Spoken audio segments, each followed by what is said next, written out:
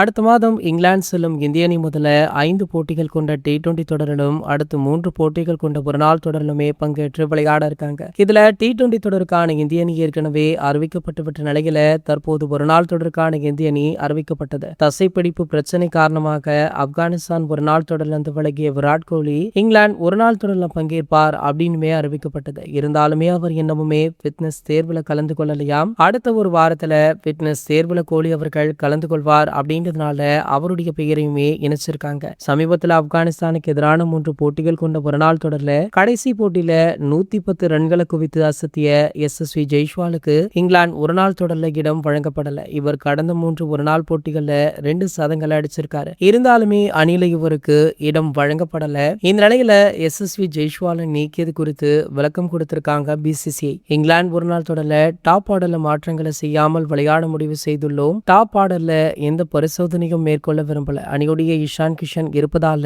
Backup opener பிரச்சனை கிடையாது. இதனால SSV ஜெய்ஸ்வாலை சேர்க்கல. இனி வரும் தொடர்கள்ல ஜெய்ஸ்வாலை சேர்ப்பது குறித்து பரிசீலிப்போம் அப்படின்னு தெரிவிச்சிருக்காங்க. IPL 2026 சீசனுக்கு பிறகு ஓய்வுல இருக்கிற பும்ரா அவர்கள் இங்கிலாந்து ஒருநாள் தொடர்ல இடம் வழங்கப்பட்டிருக்கு. மேலும் ஆல்ரவுண்டர் அக்சர் பட்டேலுக்கும் இடம் கொடுத்துவிட்டு ஆப்கானிஸ்தான் ஒருநாள் தொடர்ல விளையாடிய ஆல்ரவுண்டர் அஷ் தூபேவை நீக்கியிருக்காங்க. இது குறித்து பேசிய BCCI நிர்வாகி அஷ் தூபேவை முற்றிலுமே புறக்கணிக்கல.